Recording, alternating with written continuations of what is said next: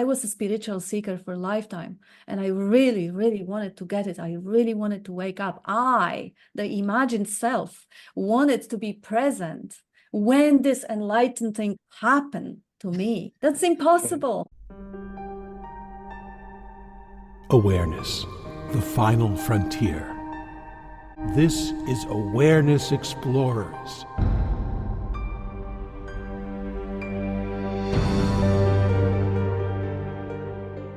Welcome back, fellow explorers, to Awareness Explorers. It's great to have you. This is one of our episodes where we're interviewing a very fascinating guest, and we will talk about her, Kat Adamson. And of course, Brian knows much more about Kat and her former husband, who died recently, named Sailor Bob. Before we start asking questions of Kat, I want to say hello to Brian. And I know you've been a big fan of Sailor Bob, so this will probably be quite exciting for you.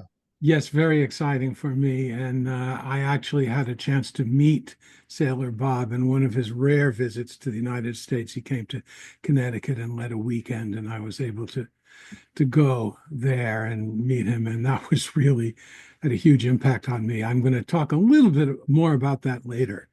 But I just wanted to let our viewers know that last month, the world lost Bob Adamson, known affectionately as Sailor Bob, who was a teacher of non-duality in Australia.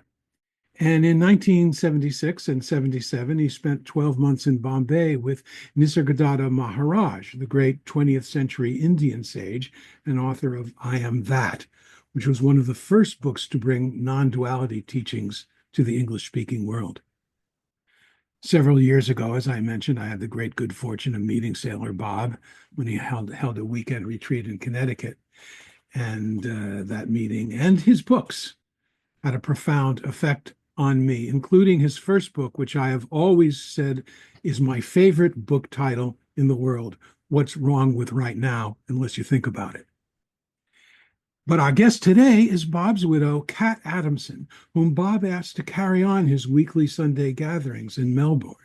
So I thought it would be lovely to ask Kat to come onto our show so we could celebrate Bob and his teachings together and introduce Kat and her teachings to our listeners. So welcome to Awareness Explorers, Kat. Thank you for having me. It's been a month exactly today. Bob passed wow. away a month ago. 4 weeks. February is short. Before we started recording, we asked you, how you were. A lot of times people grieve for a long time, and you seem to be very much in the present. And I'm wondering how you can describe a little bit about what this month has been for you. I'm sure it's been a little bit intense, and I'm just curious about that. It has certainly been different to the last few months and the last few years that I had with Bob. It's been different. But as Bob said just before he passed away, we weren't really anticipating or imagining what is going to happen when he is no more. That's not the way of living the message. But he wasn't worried about me at all. He said that life will continue providing, and as it always does. And he also told me, because I was his second wife, his first wife he was 42 years with. And when she passed away of cancer, he, in his own direct experience, wasn't really grieving a loss, because what's wrong with right now unless you think about it? And if you are not in a habit of thinking and ruminating and imagining what is not happening and overlooking what is happening and really just missing out on life, then where there is any space for anything else that what is. So it has been my experience as well. I was quite overwhelmed by amount of loving care of people who I did not expect will be checking on me, bringing stuff, looking after me. That was so loving and so beautiful. Even the palliative care who was looking after Bob and I for the last couple of years, even they still in touch and call and check. That's beautiful. Plus, for whatever reason, the life is unfolding in a way that part of the dream that was somehow put aside and nothing was missing. The 9 years and the 9 days that I spent with Bob was definitely the best chapter of that whole dream that one could ever dream of. But there wasn't much of the nature of walks in the bushes, swims in the ocean. Nothing was missing. Nothing was wrong. Nothing was incomplete.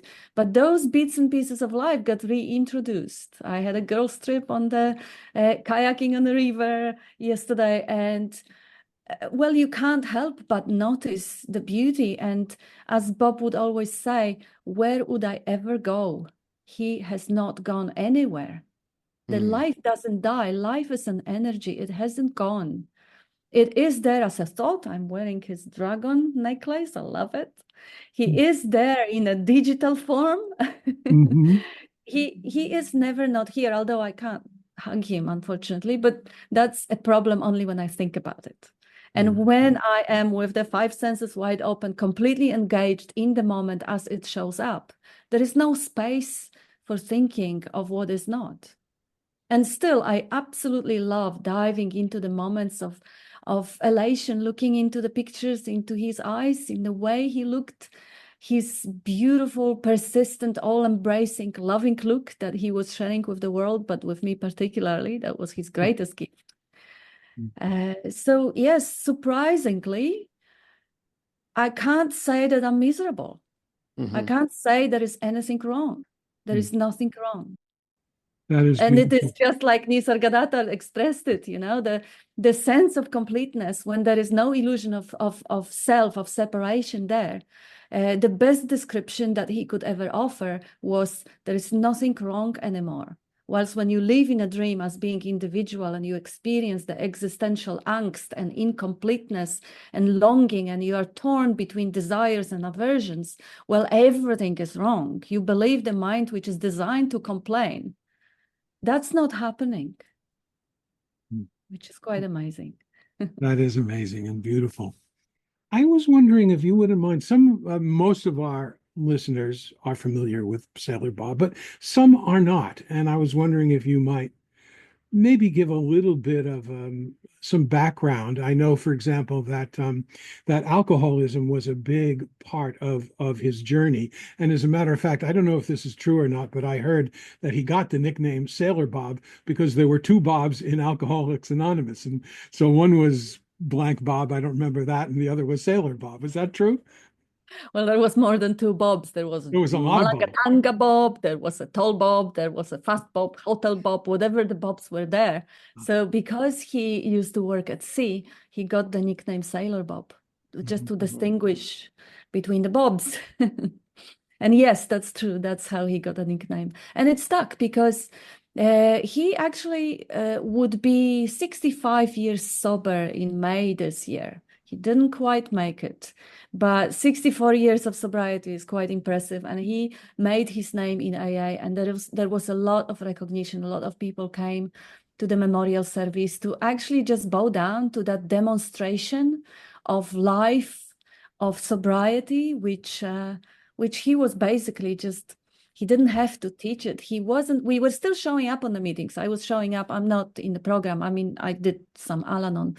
But we were still showing up at least a couple of times a year for his birthday and for old timers meeting, to connect with people and to really let him shine and demonstrate that alcoholism, which is a really, really tough cookie because it really rewires the brain, it kind of debilitates the impulse control network, and it is a disease that is progressive. So a lot of people, even with years of sobriety, are still miserable, and Bob was not.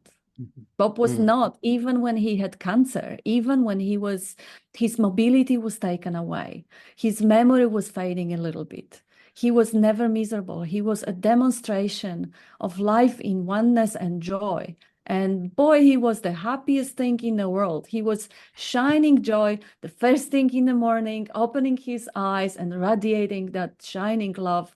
And throughout the day, up until the moment we would close our eyes, still looking lovingly at each other and just enjoying, loving to be. So he had a lot of impact on people. I think a couple of the AA members I actually requested to speak on his memorial service, which is recorded and available on his channel if anyone wants to see. The lady who knew him right after he came back from Nisargadatta, and she was the first ever who came to him and say, I like what you got and I want what you have. You're going to be my sponsor. You're going to teach me. And her babies, I mean, her sponsees, I can hear when they come and speak, I can hear Bob transmitted through Lena as the message is proliferating itself and is bringing that lightness and that relief from the suffering. And how did he come to meet Nisargadatta? Yeah, that's another good story. Yeah? Oh, great. Shoot. Yeah, his whole life is just so many beautiful, meaningful, and exciting stories of non-doership. Because, you know, that's the core of the message. There is no one there running the show. There is no control. There is an illusion of control by all means, but there is no person, no imagined entity that pulls the strings and does everything. It's the life itself that beats your heart. It's the life itself that expands and contracts your lungs and that provide thoughts. So Bob was, he was a sailor. And he met his first love, Barbara, who became later on his first wife.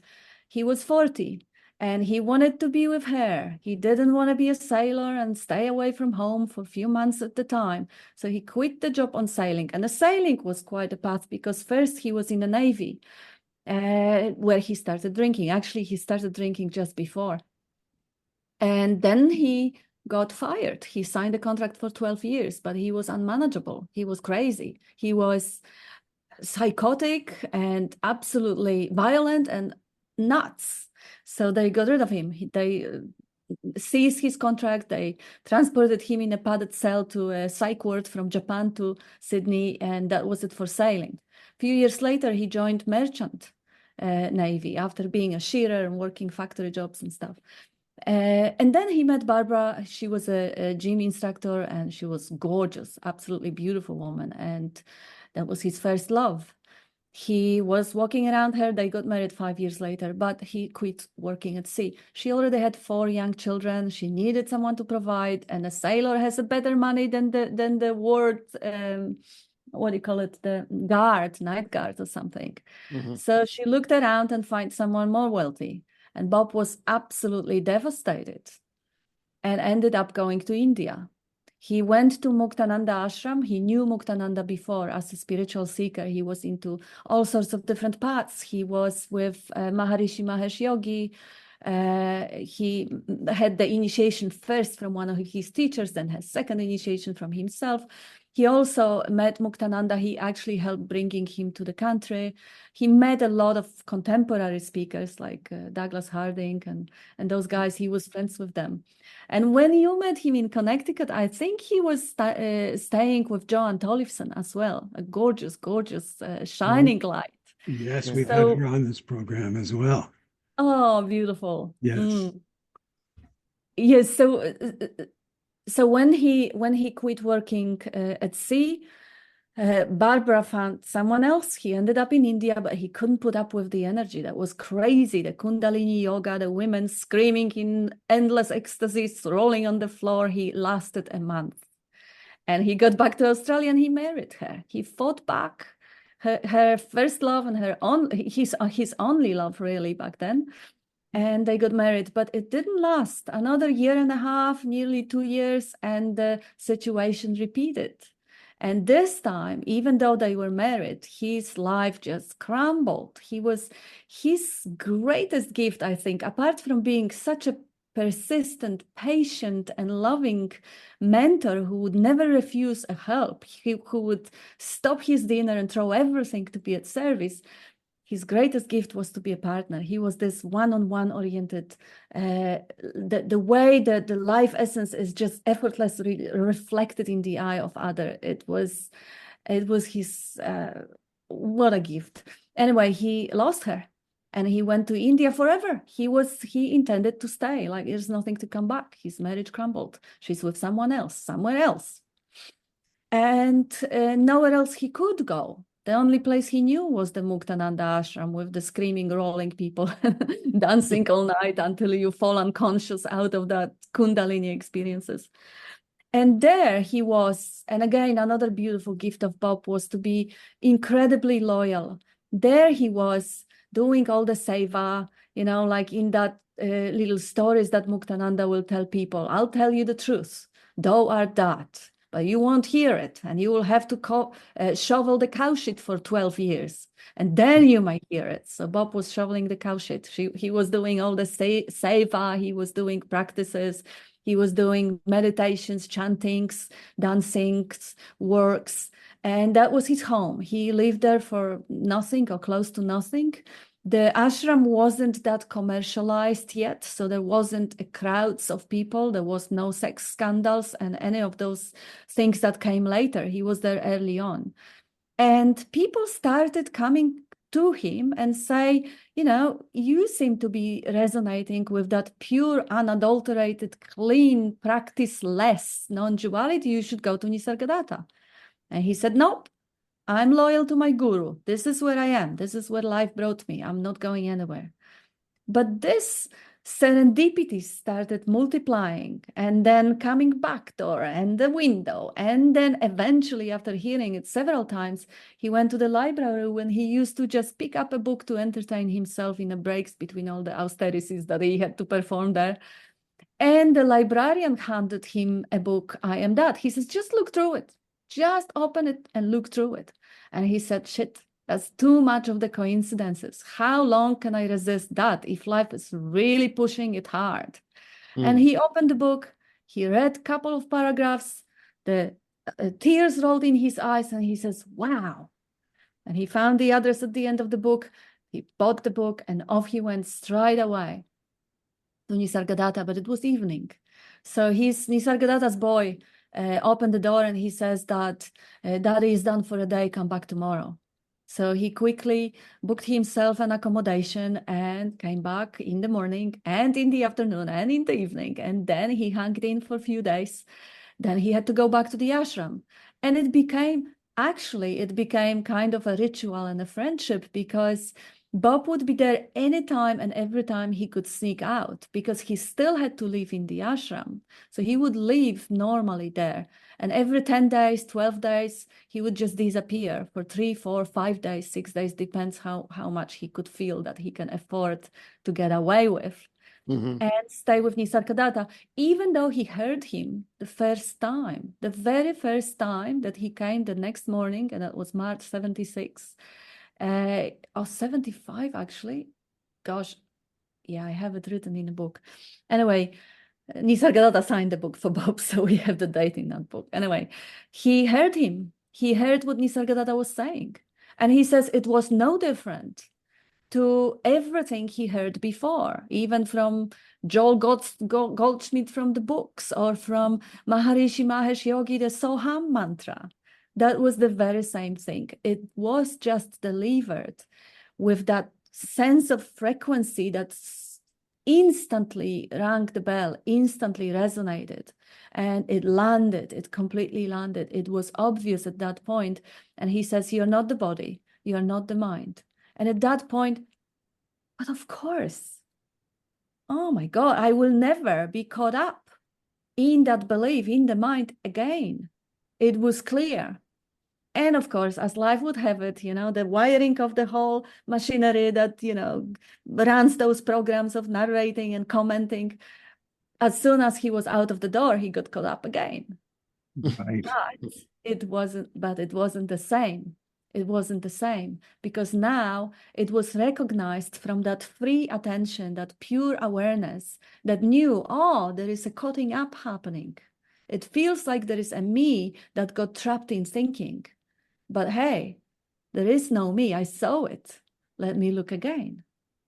And over time, all those behaviors, all those habits of engaging with this narrative, especially the self-centered narrative, was easing off. It never dies away because it's a program, it's a software, and it doesn't really matter whether it does or it doesn't. It doesn't matter whether this background yapping voice is speaking or not, if there is no one there to believe it. I'm curious, Kat, did Sailor Bob get any techniques from Nisgar? I always have a hard time saying his name. Nisargadatta. No, no, Nisargadatta. no, So it's no. more just Yeah, an understanding and being around him. pure recognition. And yes, he would come back because he loved the man. He couldn't help but love the man. He just felt absolutely wonderful hanging around. And Nisargadatta gave him a pet name of Bhishma because Bob, he would go out of Nisargadatta and any white-skinned person he would meet. And he's not a racist, it's just that everyone else seemed to be, like ingrained in the culture, and Westerners were usually spiritual seekers. So any Westerners he would see in the shops or on the streets, he would basically just say, hey, guys, you came for a spiritual search. You must not miss this guy. So he brought quite a lot of Westerners. And it was just after Maurice Friedman passed away. They actually missed each other by a week or so. Maurice Friedman, he was the editor of I Am That, is that right? That's right. Yes, Okay. yes. He transcribed it and published and translated. And yes. So Nisargadatta lovingly called him Bhishma, but he also blamed him for having all the Westerners coming to his home, which wasn't a blame. Of course, he didn't hold it against. When that message shares itself and shines through, there is no desire to have followers or anything. But if anyone needs to hear it, it's the same life that needs to hear it. And there is no objection to it. So he had no objections. He even threw a big goodbye party for Bob when he was leaving. A big-ish picnic for like 25 or 30 people, where they would bring some little foods and they would embrace and cry, both of them, tears in their eyes. And the funny thing, after those 12 months, Barbara, his only love back then, that relationship she ran away to didn't work, and she shown up in Muktananda ashram. And Bob, with his incredible capacity for love and loyalty, started hanging out with her again. And they reunited. They were technically married. They never got divorced. So he took Barbara to Nisargadatta as well. And she heard him too. She heard the message. So there was no more divorces and scandals and running away. They started, really, the marriage improved significantly. They were both crazy at that point. Bob was only a few years sober. She was bashed by the divorce that she had with 4 young children. So there was still a lot of teething going on, and and they did not share that incredible compatibility like that Bob and I did. And she had comparisons, but the marriage got significantly better. And the last 20 years of that 42 years together were really smooth sailing. She did not want to partner him in pointing, but she would contribute occasionally. Like in America, I've seen the videos James Braha recorded. She would say a word here and there, and she would be right on the ball. She was clear with that. That's quite a story. I'm curious, Kat. Brian and I have interviewed a bunch of people, and I've met a lot of awake people, and I'm always curious how their relationships are, because you're married to a different kind of being. I'm wondering how it was for you being married to a famous teacher, Sailor Bob. What was that like? It was absolutely amazing, but this was not because he was a famous teacher. It was because life had it this way. It was amazing because I was part of his groups. Like 12 years ago, I was coming as one of the students. I was incredibly inhibited, shy, socially awkward, inferior, having the sense of unworthiness, existential angst. There was something wrong with me. And he was this elevated, enlightened guy. He transcended the human species. He was not the same order of things, and all that other nonsense that usually spiritual seekers come with. Even though he comes right from the start, don't worship the messenger. This is just a meat body. I'm no different than you are. It's the same life animating and beating your heart and looking out of your eyes as it is from me. Forget the messenger. Take the message. There really is no separation. But at that point, I couldn't actually see that what he's saying, oh my gosh, it really is the truth. He didn't lie or exaggerate. There was no difference.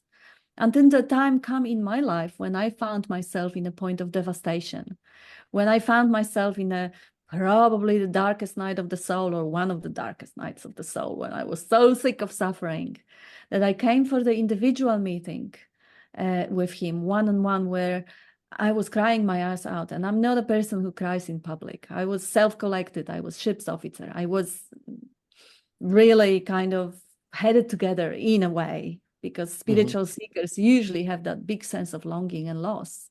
So heading it together is a little of a stretch. But I cry my ass out, and I was describing him how terrible it is to feel that you understand it, you're so close to it, and you're still not getting it, and it still hurts so badly. And why is that psychological suffering? I get it, there is no me, but what is suffering? Who is suffering? What the heck? The whole drama of my life was that, I was associated and identified as this self-collected, strong and capable ship's officer. And this is not how I felt that I was. This is not what I experienced myself to be. I experienced myself as something really fragile, really vulnerable, really delicate, really fearing rejection, and really breakable. And those two images just completely didn't fit. It wasn't, the discrepancy between them and the assumption that the way the world is perceiving me is wrong and the way I perceive myself is right. In Bob's presence, in him holding space for me, it completely collapsed. It became completely clear and evident that no image could possibly be right. That my image of myself being the emotional core is as ridiculous as the image of the world of being the performing officer. This was equally, maybe that was a little bit less sentient and that was a little bit more sentient, but nonetheless, they were both conceptual images that exist only when you think about them.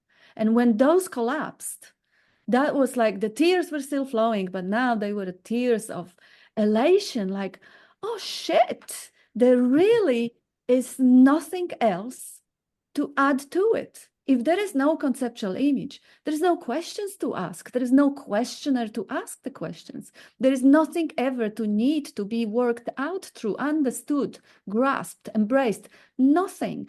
And now I would say, shit, I never imagined that I would be ever able to say it. But you're no different.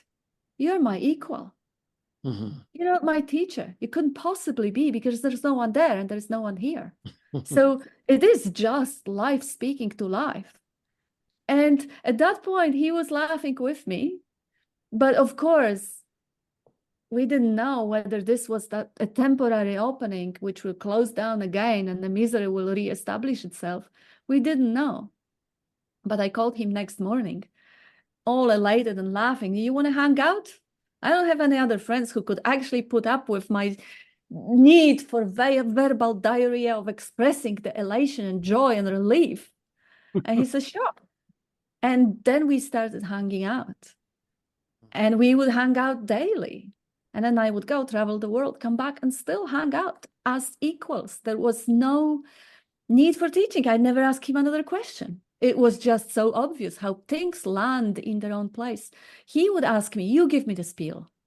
You tell me how, what comes obvious. And of course, at that point, the mind is still preoccupied with some persistent concepts of diets or beliefs that aren't questioned, because this is autopilot. This is a machine. This is like your, like your personal assistant, like your Siri in your telephone or your chat GPT. It just narrates whatever shows up. If there is an urge in the body, it narrates, this is I am hungry, or I want this.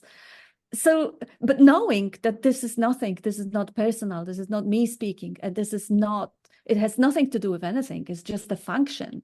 It's just a program. He would gently bring it back. I say, oh my gosh, I'm having time of my life. Everything is so light. I was supposed to be grieving because there was a heartache and heartbreak after the relationship that collapsed and had no chance to reestablish. I just didn't even want to be there. And I was in heaven.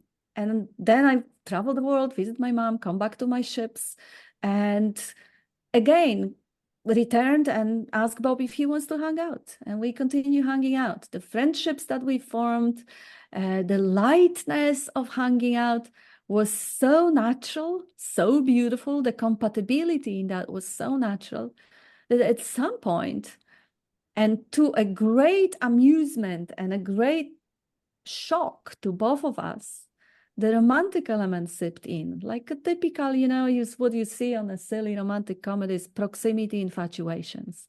Those programs that run in the system, if you are locked long enough with whoever, because at that point there was no concepts of age gap, and he was more than twice older than I was at that point. I was 41, he was 87. Later on, we caught up on that difference. Later on, he was less than twice my age, because age, time, all of that is relative. But those concepts weren't in the way.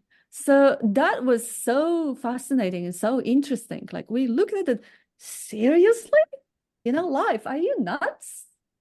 And we basically just said yes to life. And life took us into a place in which I moved in with him, and life was just as easy and as flowy and as beautiful.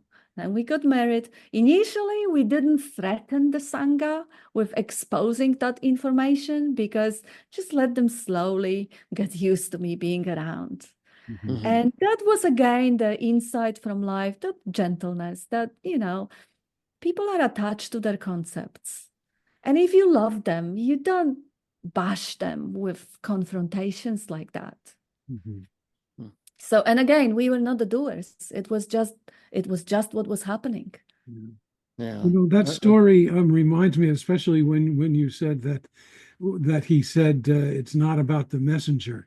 It actually reminds me of, it was really a huge moment in my life, the last day in Connecticut. At the very end of the last day, everyone was leaving, and I went up to him. I had asked some questions during the weekend, but I went up to him and said, I'm really sorry to hear that you're going back to Australia and that we're not going to have you here. And he looked at me in the eyes, and it's like his eyes bore through me, and said, "Do you need it?" And I realized, no, it's not about this person outside of me giving me something I don't have. And that was, in that moment, that was a shift. Beautiful. Yes, that was it. Relentlessly, for the lifetime, he was showing people that they are already what they're aspiring or looking for. There is nothing to be added. There is no one to become. This aliveness, this presence of consciousness, the presence awareness is already there. It's never not here. It might be obscured a little bit by some crazy idea that I am a person, I'm separate, I'm poor, miserable, and inferior, and all that nonsense. But the moment you pause the thought, where is it? You already are. You already are that. That you know for certain. And that's the only thing that you can ever know or understand for certain. Existence is present. You can't stop. You can't stop existing. It is here. What you are, that's unknowable.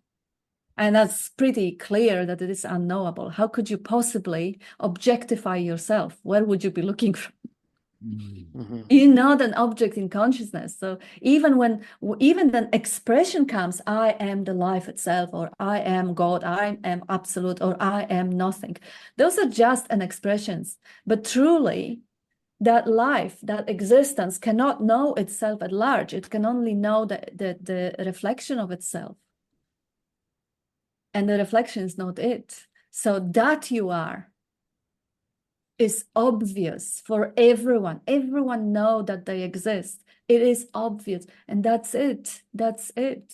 It seems like a small thing, but it is not. It is the heart of the essence, the existence, the aliveness. How small is that? If not for that, nothing else is.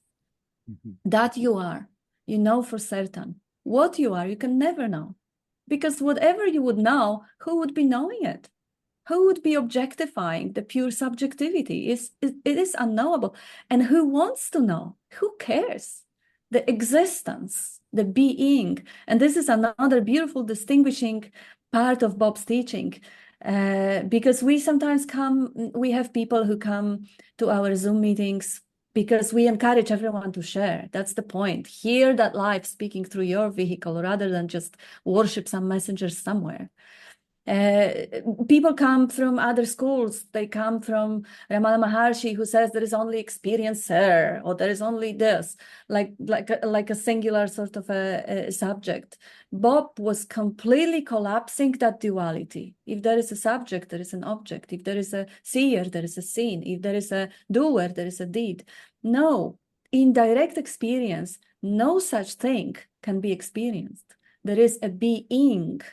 Not I and the object of being. There is seeing, hearing, knowing, understanding, the process singular, experiencing, functioning. There is no one who does it. There is no one who switch on the seeing and does the seeing. No, it is a singular capacity, and everyone can actually experience it directly. There is no self doing the seeing. There's no one there behind the eyes looking. It's just seeing, singular. No division, no separation, no entity. That's an important distinction. You describe it really well, Kat. I've heard of Sailor Bob throughout the years. I knew that he did these powerful satsangs. I didn't know that he was influenced by AA, and I didn't know if he gave people in the satsangs any particular method other than the satsangs and the teachings. So maybe you can talk a little bit about whether AA influenced him and if there was any particular specific method he would give people, such as meditation. No, there wasn't. The predicament that there is a method or technique that is gonna take you from point A to B, or is gonna help you to become something more whole and complete, is the wrong assumption right from the start. If you are already whole and complete, you can't do anything to become what you already are. So any method or technique is gonna keep you on the path. It's going to keep you. And then, as much as he was absolutely, bowing down to the beauty of the 12-step program, which he understood as a deflation program for dysregulated, crazy self-centeredness, that program of simulating or imagining the separate self that ran havoc. I am, and he was there. He was there when he came first to the 12-step program. He had no concept of any higher power, any God of his understanding. He says, this is all rubbish, I am all there is, this is, I know it all. I'm just like, I'm a good guy having a bad throat. It's just life piling up. And then this was where the first shift in his life happened when he went to AA, he got sober, he decided, as many of the AA members, that now I'm cured, I can drink, I can control the drinking. And of course, that's impossible. The impulse control is damage. It doesn't work. It's never going to work. So he left AA, and within few months, he was sober for 9 months. And within few months, he was worse than he's ever been before. He was unemployed, unemployable, singing in front of a Prince of Wales, as he says, and other leading hotels to beg for a beer, for the money. And he was singing drunk. He wasn't a performer. No, he couldn't sing. It was the most adorable thing to hear him not being capable of singing and mixing. I loved it. Anyway, he came back. The life brought him back. And he was handed over a book, Sobriety and Beyond, in which the book was written by the Catholic priest who was an alcoholic, in which right in the introduction, or in the even like a subtitles, he wrote that we alcoholics are given a second chance in life. And he realized, shit, that applies. And then it said, how well are you going to use that second chance? And he realized again, wow, how am I going to use it? If not, by finding out if there is a power that is greater than myself that has given me that second chance. And he started a spiritual search. This is when he started looking into Christianity first. It was the closest, all sorts of different sects. He got baptized in different settings. So he even went for the Scientology lesson. He checked Christian Science, all sorts of different things. And then life moved him to the east, towards the meditations, practices, and he's been through those practices for 16 years. And he can't say that they did or didn't anything, because, you know, there is no parallel life in which he would not have those practices. He just says that is how the life story unfolded in this case. And every dream, every life story unfolds differently. In his case, the meditation was included, but then it was transcended straight away when he realized that there is no meditator. There is no one who can gain anything from any practice. And that it can technically be a trap, because, you know, what's wrong with training your focus? It's wonderful. What's wrong with learning few foreign languages or learning how to cook? Nothing. What's wrong with any sort of practice that brings up the skill? But if there is underlying belief that there is a me who is going to achieve something in the future because of the practice that I am performing, then we have tons of wrong assumptions. First of all, there is no me. Second of all, there is nothing to achieve. Third of all, there is no future in which it could possibly be achieved, because the only moment that can ever be experienced is this present moment now. And in this present moment now, you cannot possibly become more alive than you already are. So that was his caveat for all the practices. That's why he would not give any practices. And if people already had the practices, he would say, well, just be mindful. Because that narration software, that program, it will take credit for it. And this is I'm doing it. I'm putting effort. I'm making you closer to the alleged enlightenment state, which is a state of endless pleasure and bliss. So that narrative can basically impede the clarity. It obviously does. It hides the clarity. It's nonsense, which is beautiful from life's perspective. It's not a problem. Life does not need to shine forth clearly through every vehicle. It does not. It has it all. It has the clarity. It has the confusion. Life is already free and uninhibited and expressed in thousands of ways. But from the dream character perspective, it is be or not to be, suffer or not to suffer. You know, there's a documentary about Sailor Bob. I think it was called There is No Such Thing as Enlightenment. And that idea, is that what you're talking about? Because the idea of enlightenment is something that's going to happen in the future. Is that why? Or what? Or is that what he meant? That's right. Yes, yes. The doco was made, I think it was, gosh, our relationship was very young. I think it must have been like 9 years ago or something that it started, that was filmed. It was probably released. I released it actually when Bob was in the hospital at some point. I kind of wanted to put something on his channel, wanted to give people something to look rather than listen to myself, because I'm no replacement.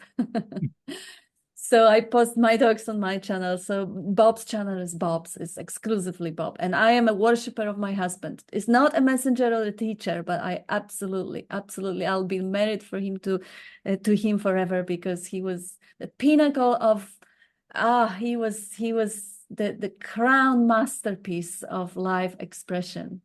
And I saw him close up, closer than Barbara ever could, because of the compatibility that we shared. So I posted it out fairly recently, that doco, but it was filmed long ago. And there was another doco made very recently that may appear in public at some point. So yes, no such thing as enlightenment. Enlightenment is often objectified as some elated, elevated state that someone can achieve when they try hard enough. There's like 5 wrong assumptions there. Absolutely, absolutely. Yeah. It's a word, well, which Bob sometimes played with that word, that enlightenment, it means things get lighter. Lighter in a way of like kind of more shiny, but also light means weightless. Suddenly, you know, the heavy weight of wearing that constructed self and being limited and confined by that identity, that imagined identity, which is whether it is an identity of a role that you play temporarily or identity of this emotional core or whatever it is less than totality. It always creates sense of deficiency and incompleteness. So being lighter, it means, you know, if there is no center, there's no self, there's just life, speaking, hearing, tasting, touching, smelling, and you don't know what you're going to think in 5 minutes from now, but life will provide the thought. So just really open up all those channels for life to shine through. And if there is any constructed self showing up in the picture, just push it out gently aside, you know, thank you, just rest. That's lighter. Life is lighter. Everything that happens, there is no objections because life doesn't object to itself. If the resistance arises, resistance is just a passing weather. It just shows up as, you know, if there is a cold weather, resistance in the body shakes, puts the jumper. This is just part of the functioning. But if there is no constructed me, that, oh, I don't want it to be this way. I don't want these people to not like me, or I don't want my future to be uncertain. The self-obsession, if that one doesn't hide the lightness of being, then life is just, there is nothing wrong. And thus the title of his most famous book, which is What's Wrong with Right Now If You Don't Think About It? How's it? Yeah, that's it. Yeah, Yes. Yes. How clear and how obvious and how verifiable, moment to moment. Yes. There's no time when you could find that this is wrong. No time. Even if you are dying of cancer, lying on your deathbed, and you ask that question, what's wrong with right now unless I think about it? You have to think that it is wrong to have cancer and be dying. You have to think that you are even dying to experience dying. Because as he often says, you don't know your first breath, you're not going to know your last. You're obviously a very awake person, Kat. Do you have a sense of what's going to happen with the people who were following Sailor Bob? I guess you did. There were satsangs. What do you think about that, or is it just you're watching to see how it all unfolds? I watch how it is that everything unfolds, and there's no such thing as awakened person. You wake up from the idea of being a person. So who wakes up? Yeah, it's just life getting rid of the veil of illusion of being a person. So there's really no one who wakes up. That's the paradox of it. And this is it, you know, I was a spiritual seeker for a lifetime, and I really, really wanted to get it. I really wanted to wake up. The imagined self, wanted to be present when this enlightened thing happened to me. That's impossible. That I is a veil, that I is imagined, it is illusion.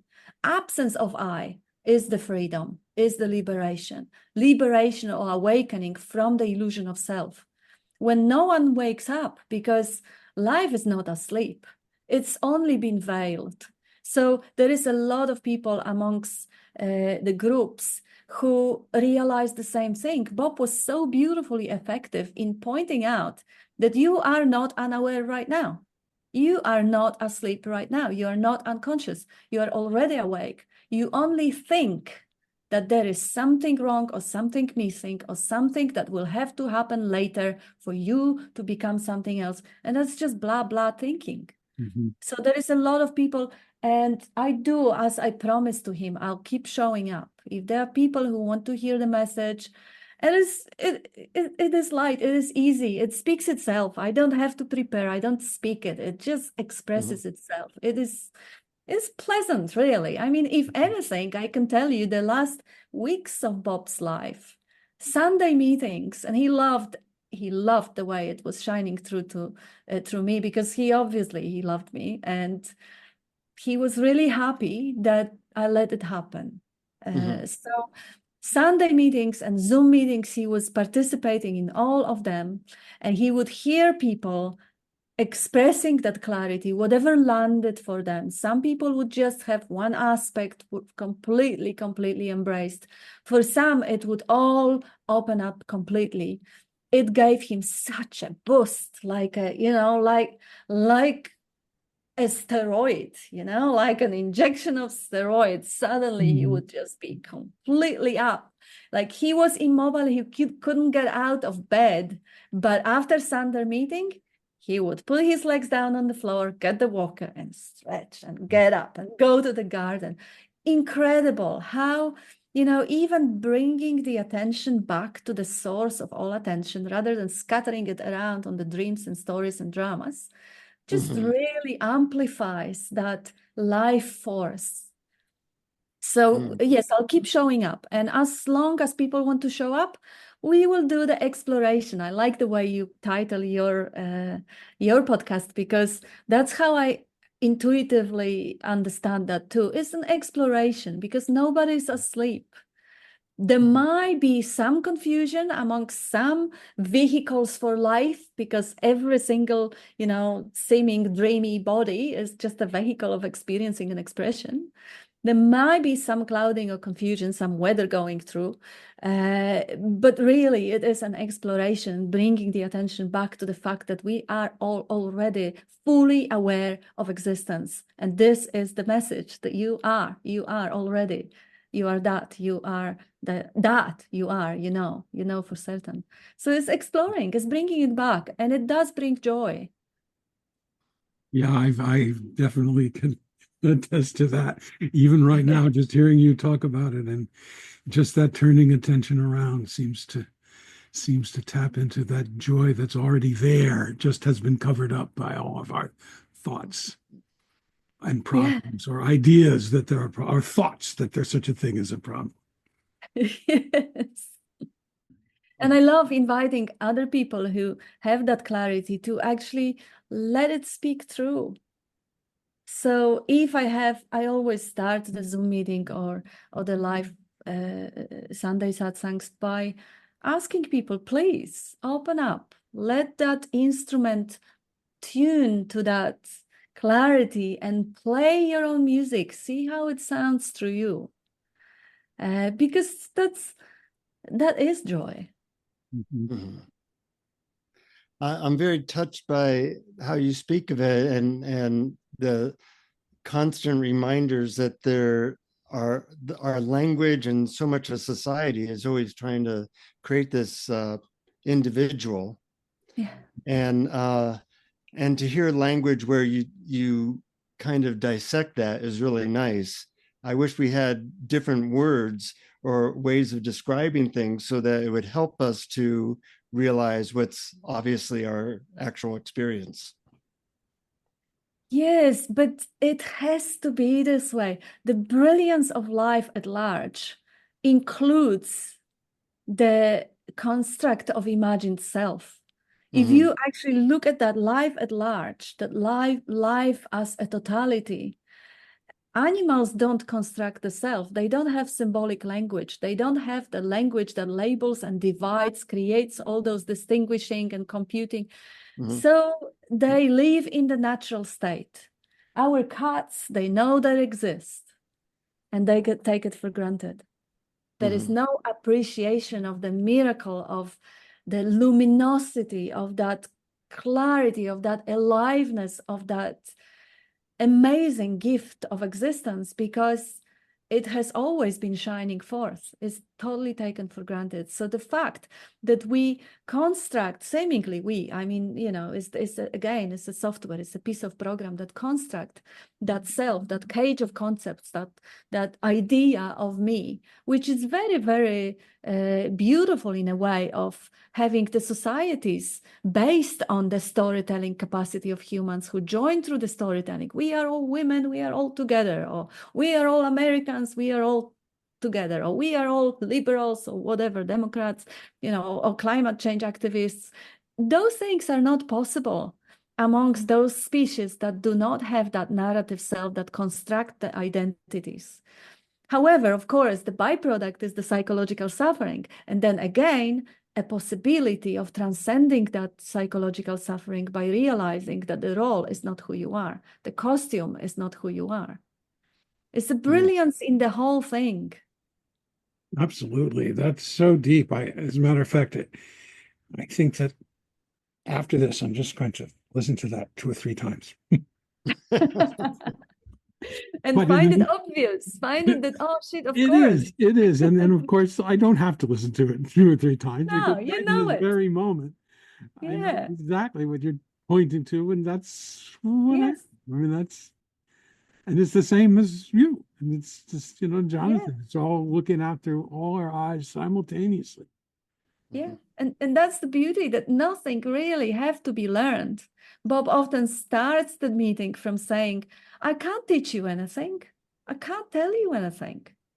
Because what we're pointing at is common knowledge, is obvious, it's already known, it's already clear. So I'm just pointing and you look for yourself.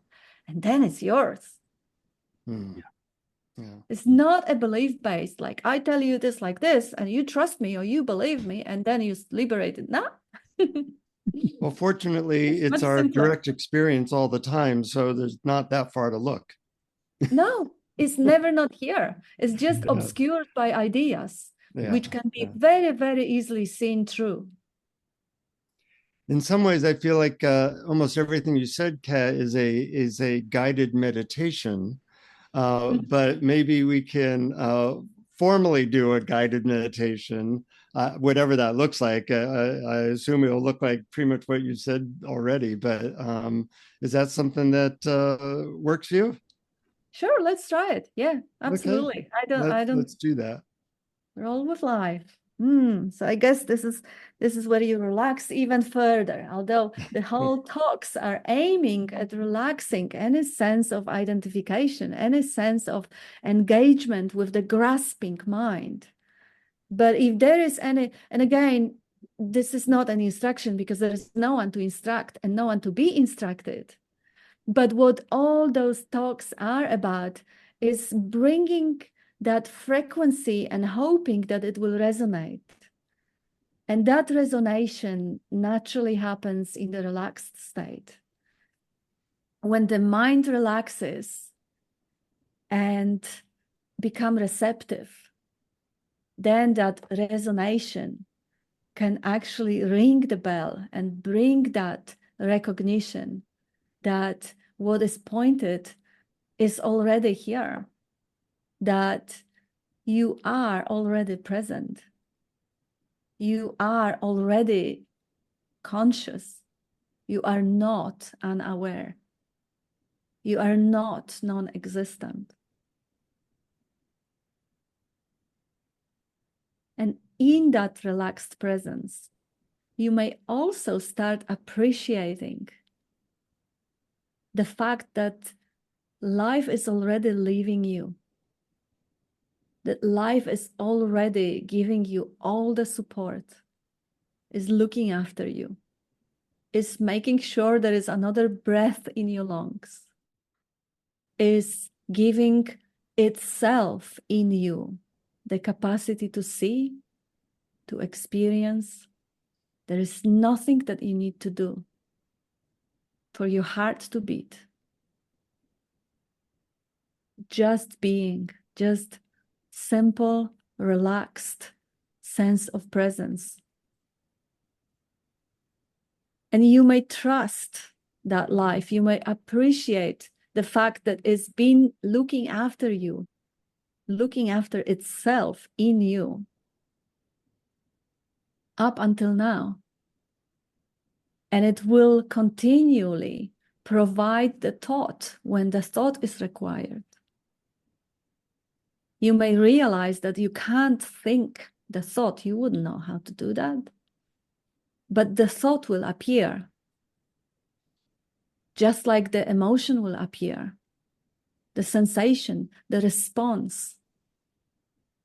When the environment demands the body to respond, the response will appear. There is nothing to worry. There is nothing that needs controlling. All that is ever required is just to be open, present, relaxed, and receptive for that life to do as it does, to do everything as it always does. There is no need for any artificial imagined doer to supervise life. Life is running the planets around the sun. There is no doer of that. Life is growing your hair. There is no doer of that. There is no need to object to life. In that relaxed presence, you may just let it shine. Just find that open space of curiosity. How is the next scene gonna look? How is the next feeling gonna taste? What is the next thought, image, sensation gonna show up? In that space of openness, of curiosity, that space is your essential nature. What does space ever need to do other than just be? And that space is having a cognitive capacity. It can notice. It has the capacity to know. Bob calls it cognizing emptiness. That's not his words, that's been used throughout ages. Cognizing emptiness. And it doesn't mean that there is a you that needs to cognize the emptiness. You are that emptiness. And the capacity to cognize is inherently in that emptiness already. That emptiness without which nothing is. That emptiness, which is a basic screen, that aware presence, presence of awareness, in which everything appears. That presence which does not have any boundaries. In that presence, the body appears. In that aliveness, in that spacious field of knowing, all the dreams, projections, past, future, all of that arises in that which you are. In that pure singularity of existence. You are first. Only then, on that presence, on that radiance, that luminous aliveness, everything else shows up. Everything else is secondary. Doesn't need attending to right now. When it does, it will make itself evident. You can completely rest in trusting that right now, that aliveness is all there ever is. The idea of self can only exist because of that field, open, limitless, timeless, ageless field of knowing. And that idea of self is present sometimes and is absent other times. But you always are. The existence always is. The awareness of existence always is. And that is your essential nature. You need the thought to believe that you are an object. Without the thought, you just are. Can't stop it, can't deny it. Even when you dream at night, even when you dream during the daydream, that presence, that isness is always first. Even when the attention goes to the imagined future or to the memories, the isness, the existence is always first. The content of it changes, but the existence is always there. Even if the content is a memory of being a child or imagination of being a dying old man or woman, that presence is first. And it is right here. Everything happens in that presence, and the presence is first. Relaxing into it, staying completely one with that field, with that space, as that space, is the easiest and most effortless and most natural state. That's the natural state. State of openness and curiosity, where there is no doing required. And even if the mind is hyperactive, that presence is not touched or obscured. Even if there is chatter and obsessing happening, that presence is still clear and untouched like the sky. Even if there is a weather of thunderstorms or cyclones, we're having a cyclone here, the sky is untouched, and you are that sky. If the weather shows up, it moves through. There is always, and always is now, a possibility to relax back to that space-like awareness. And nothing can threaten it. Nothing can touch it. If there is relaxed attention, the connection is never broken. The life is always underlying and underneath. That space is always there.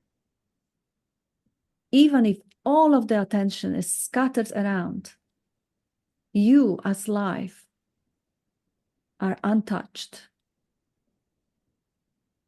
Nothing needs to be done to achieve it. It is already here. Just relax and recognize you are not unconscious. You are not asleep. You are not non-existent. The existence is there. And without the thought of being a body, without the thought of having a face, can you experience any limitations to that sense of presence? Without the idea, can you experience time? Can you experience past and future? In this alive moment of being that open field, a space, can you experience any boundaries, separation, and limitation in any other way than just imagining?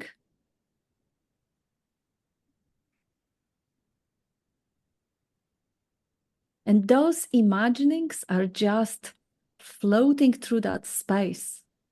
Can that space ever be touched by mental images, concepts of time, of space, of location?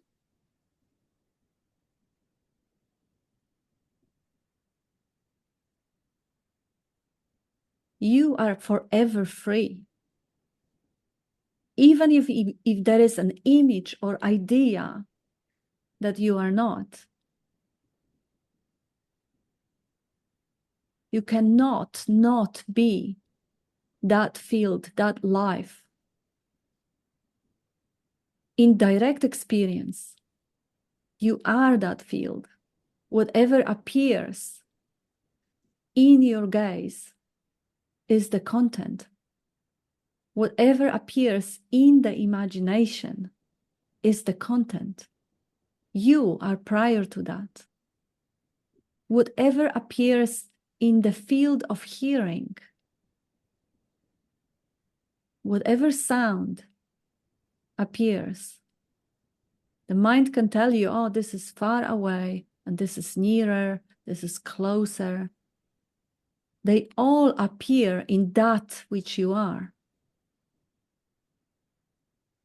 You are, and the sounds appear in it, in that field that you are. They don't appear in your head or outside the head. You are, and everything else appears.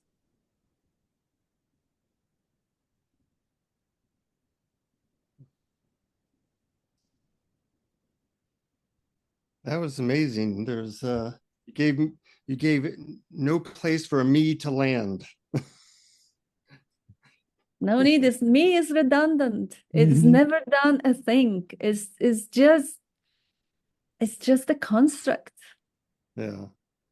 The utter clarity of that is so beautiful. Thank you so much. Yeah. Oh, it's a pleasure. I never do guided meditations, but I never say no to life either. Well, that was, I mean, I was listening to that and saying, yes, this is it. I want everyone to hear this. I can't wait for everybody to just hear this and just look inside and just experience it for themselves.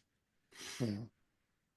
Yes, it's so beautifully experienceable. It's so beautiful just in this, experienceability. Yeah. You don't have to have special powers. You don't have to be, well, you might need to speak English, but that's about it.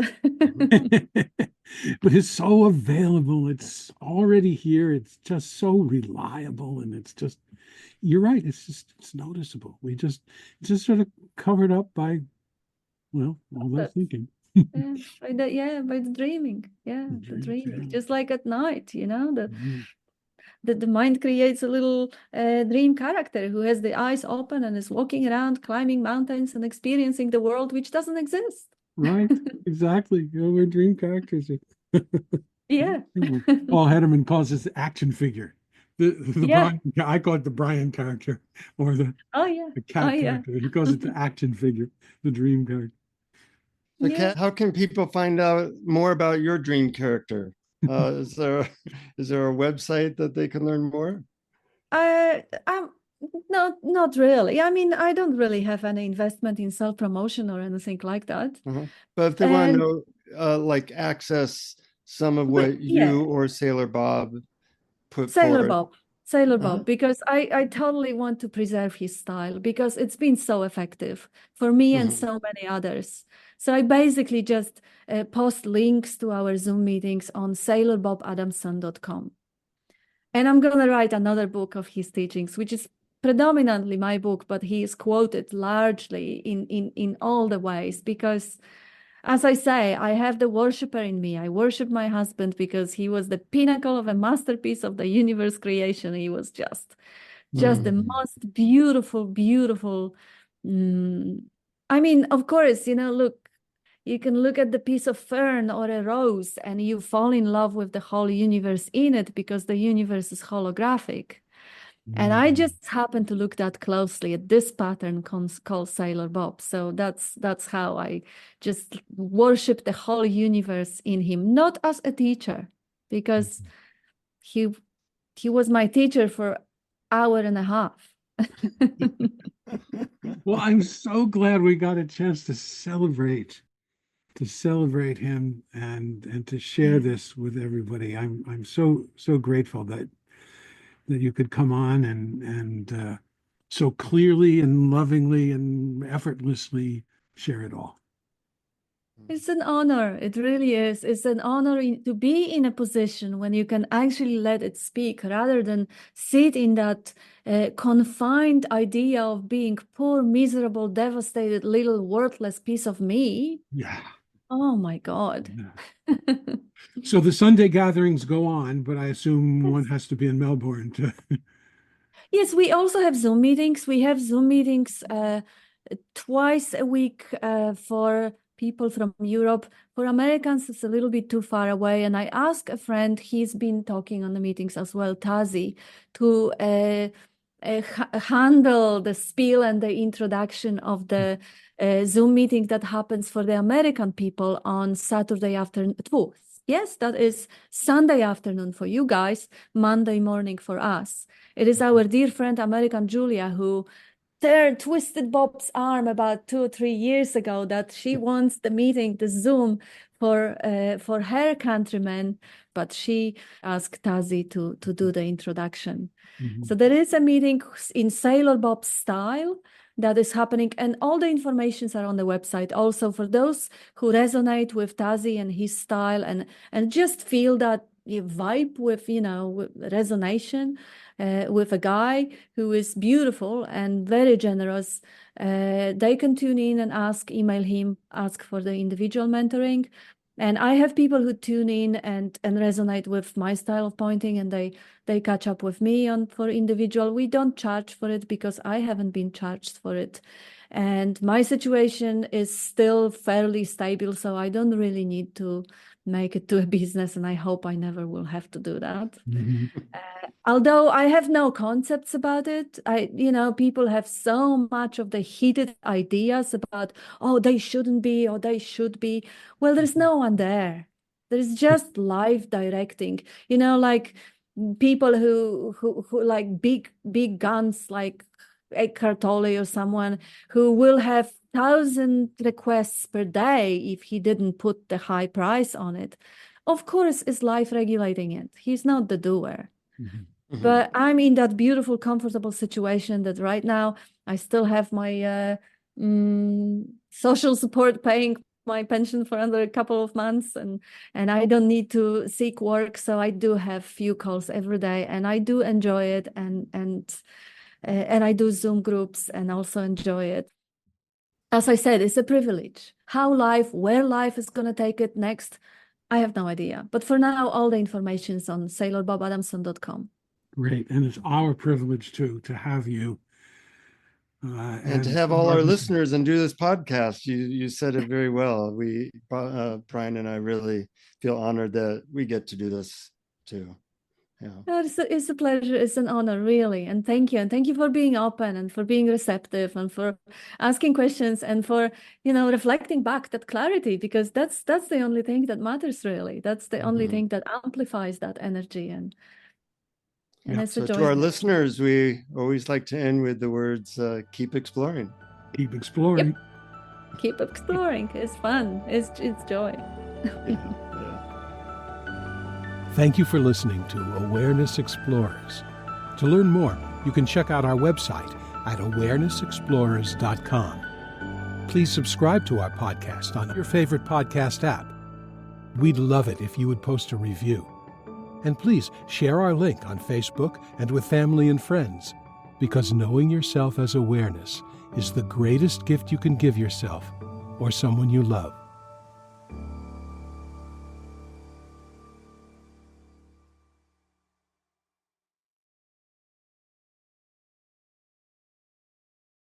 You are not asleep right now. You are not unconscious. You are already awake. You only think that there is something wrong or something missing or something that will have to happen later for you to become something else. And that's just blah, blah thinking.